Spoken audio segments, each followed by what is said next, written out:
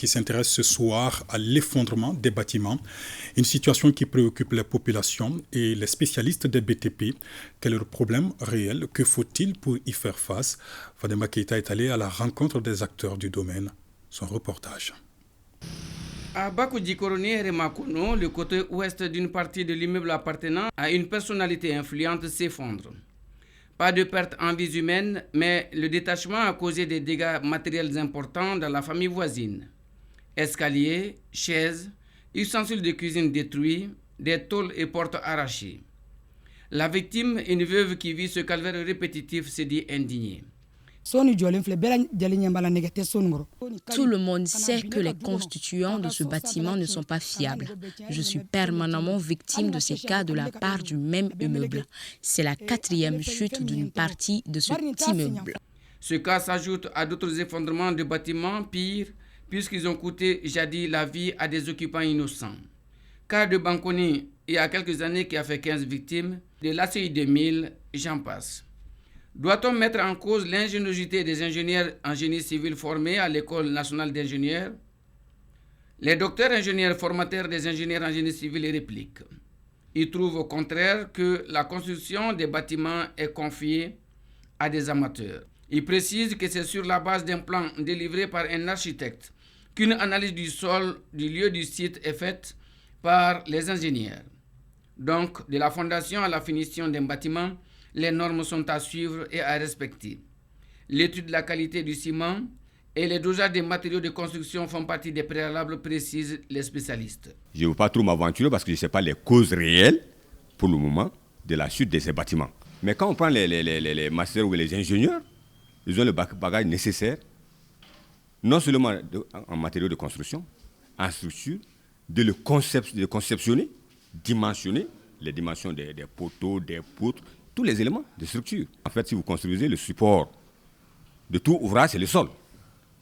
Donc quand vous allez construire quelque chose, il faut savoir quelles sont les caractéristiques de ces éléments. Est-ce qu'il peut supporter, est-ce qu'il ne peut pas supporter, et qu'est-ce qu'il faut faire pour qu'il puisse supporter votre ouvrage. Pour ça, c'est un premier aspect. Le second aspect, ça c'est maintenant les matériaux qui rentrent en construction. Les gens aussi qui sont spécialisés dans les structures, armatures, comment armer tout ça. Et les étudiants sont formés dans ça aussi. À Sebeninkoro, le bâtiment à usage commercial en chantier est confié à un technicien supérieur en génie civil de la promotion 2017 de l'École nationale d'ingénieurs. Pour lui, le maçon et les ouvriers doivent seulement exécuter ces consignes. On ne peut pas construire, dire que j'ai R+1, je viens sur le terrain, je dois construire, tel n'est pas le cas. Vous allez faire un prélèvement, on amène au labo, et à labo de déterminer, vous allez faire telle profondeur, par exemple, à 1 mètre ou à 1,50 mètre, c'est à labo de déterminer le bon sol. Labo nous a autorisé d'aller jusqu'à 1,50 mètre de profondeur pour les semelles. Un sac de ciment, on a fait ça à 35, ça c'est le brick 15. Le brick 20, ça à 25. On est en train d'utiliser le fer touche plein. Je ne prends aucune initiative. Tout vient de l'ingénieur. Nous sommes là pour exécuter ces consignes. Avec un sac de ciment, on ne doit donc pas aller au-delà de 35 briques. Dosage que les confectionneurs de briques amateurs ignorent. Tout vient du propriétaire de la maison. Un sac de ciment pour 40, 50 ou 60 briques. C'est à lui de déterminer ce nombre.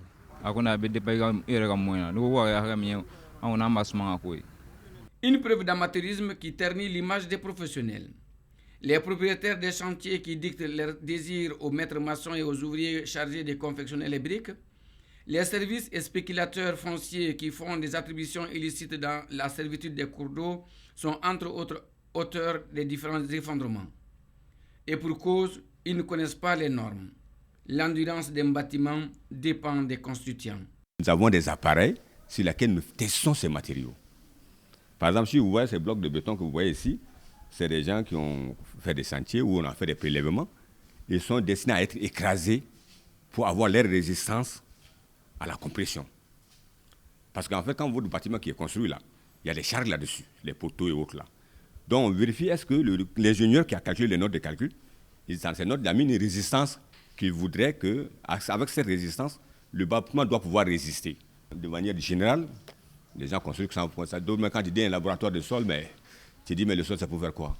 ou bien béton, il dit, mais béton fondant BTC, vous m'excusez l'expression, est-ce qu'on teste même le béton? Ils ne savent pas. Une maison construite il y a 25 ans, 26 ans, si tu veux mettre un premier niveau. C'est-à-dire, la première question qu'on vous pose, est-ce que vous avez vu des études de sol avant de construire le bâtiment initial? Si vous n'en avez pas, nous, on va contrôler d'abord, est-ce que le sol qui est là, quel type de sol nous avons?